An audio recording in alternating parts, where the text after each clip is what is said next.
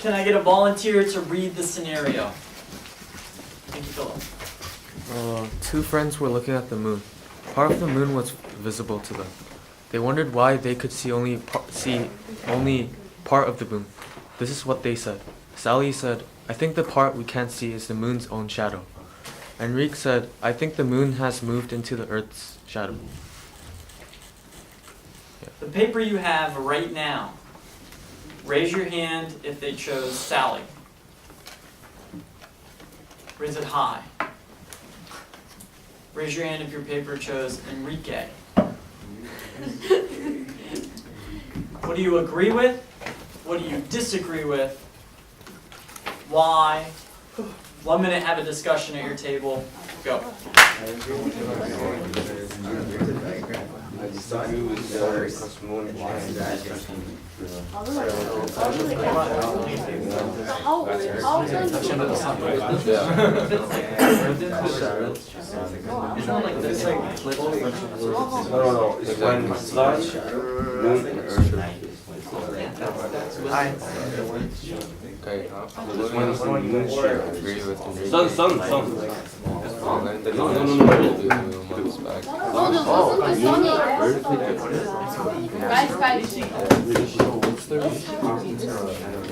Earth revolves around the sun, and the moon revolves around there's certain positions that reflect light.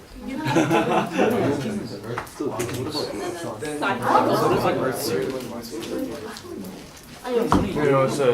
Exactly. the Earth revolves around the sun, and then the moon revolves around the Earth. So at certain positions, there's going to be the sun, because of the sun's light, there's going to be Exactly what I shadows said. for. Exactly what I said. I'm just rephrasing it. Yeah. Okay. Yeah. Okay, let me get your attention back here in 3, 2, 1. Just a reminder, if you have something to add, raise your hand, wait to be called on before you speak. Make sure you try to speak loud so the microphone can hear you. I would like to hear from everybody at least once. Not too close. Raise your hand if your paper chose Sally.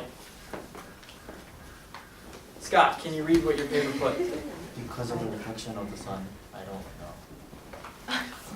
know. Jenny, can you read what your paper put?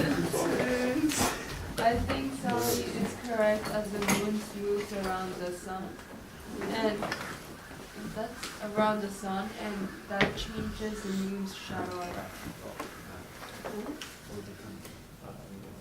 Raise your hand if your paper chose Enrique. I think so.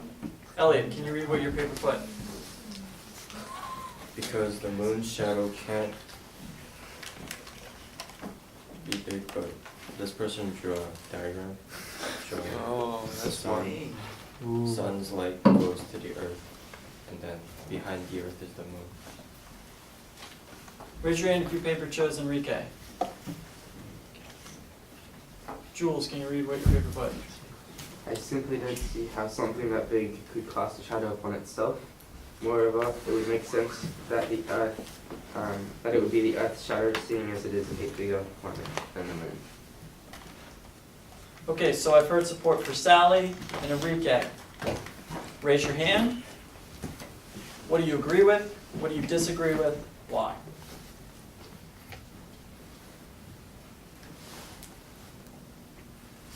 We'll go sticks. 1, 2, 3, 4, 5, 6, 7. Jenny, Terry, Will.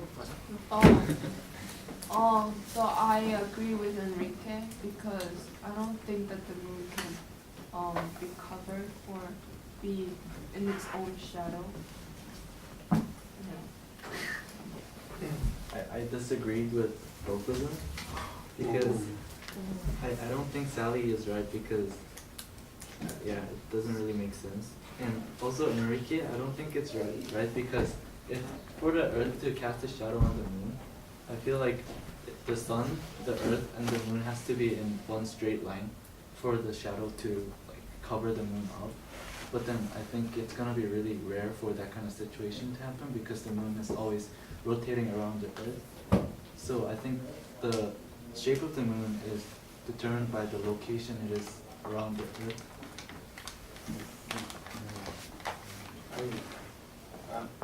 I disagree with Sam because I think if the moon passes by its own shadow, it would look the same.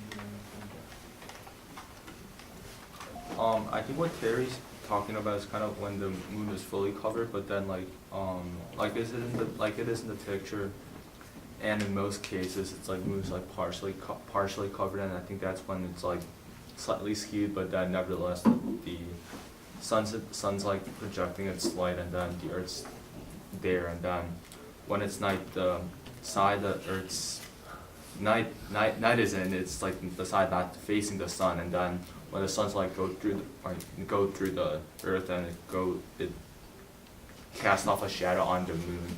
Despite if it's skewed, then it shows only partially. I agree with Enrique. Because I might be completely wrong, but I'm thinking of also the sunlight on planet Earth and how it casts a certain shadow upon itself. So when half of the Earth is, say, during the night, roughly about that, you have it more of like a hemisphere type shadow. It's not a shadow, but like darkness on one side or one portion of the Earth, and it doesn't resemble the slither of the moon that you can see in the photo. So it would be more of like a circular or hemispheric type thing.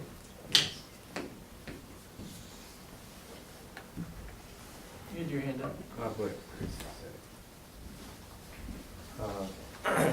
I first disagree with Sally because she says the part we can't see is the moon's own shadow. Like if the moon is like having light upon itself, the shadow would be behind it.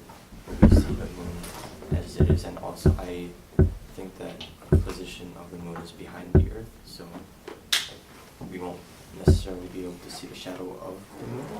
And also, I think Enrique is more correct because of what the diagram has also. But when the sun has light on the Earth, the other light, I guess, there's the Earth, and then the light goes like that. The light that goes around the Earth keeps on going, and then that's what hits the moon, and then the moon, I don't think the moon's ever like perfectly in, I mean the moon sometimes goes perfectly in line with the sun, and that's the solar eclipse, I think, or lunar eclipse or whatever, like the red sun, yeah, that thing, red sun, yeah, and then like, I think it does happen, but it happens very rarely. I don't think it makes. I disagree with Sally because I don't think it makes sense that the moon would run into its own shadow, so that its own shadow will cover the moon. But I think Enrique, like adding to what Elliot said, like when the Earth orbits the sun would cast the light on the Earth, which would then the Earth would cast its shadow on the moon, covering part of the moon. So I think that's, yeah. Also, I was just thinking, for an object to cast a shadow upon itself, it would need to have a much more like complex shape. As in, like I understand there are craters on the moon, and that create a shadow or a shaded area, but that'd be like a small portion of it. For it to create such a big shade upon itself, it would need to have massive craters that would like prevent light from going into certain aspects of it, or be like a modified, like I'm not quite sure, but it wouldn't be like a sphere as it is now.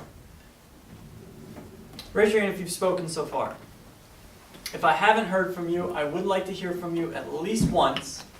Tell me something you heard that you agreed with or disagreed with, and why. We'll go sticks. 1, 2, 3. Jules, Elliot, Sonny. Do we still talk? Go ahead, Sonny. So, I heard that someone thinks that the shape of the moon depends on like the location of the moon around the Earth. I guess it's like partially correct, but at the same time, I think what the person was thinking was like, depending on where the moon is, it's like nighttime for some part of the earth and daytime for the other part of the earth. So I think that's more related to what the person was thinking. Other than that, because then the moon would be orbiting the earth every day, right? So like, doesn't make sense how the moon shape changes.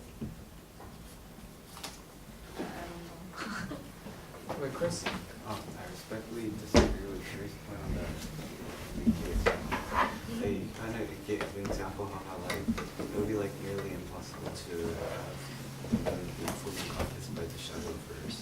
But I kind of think that the size difference, like when the moon is like kind of curved or like the full moon and stuff, differs when the location of Earth like change a little bit. So the shadow will only affect some parts of the moon, and that's why we can see some parts. I'm not sure. I just thought of that Sally might be right, because moon is getting the light from the sun, and when it's at this position and when sun is right here, then this light is only hitting this surface, so there's shade on this side. But when you look at the moon, then it might be half moon, like that. So, I'm not sure what would be what he said, but it is true that the moon is a reflection of the sun's light. In order to be, for Sally's case, it says the moon is covered by its own shadow, right? So then, so when the reflection shines on it, the shadow should be behind it, not on the side. So other side is behind. Turn to your table, have a discussion. What do you agree with at this time? 1 minute, go. I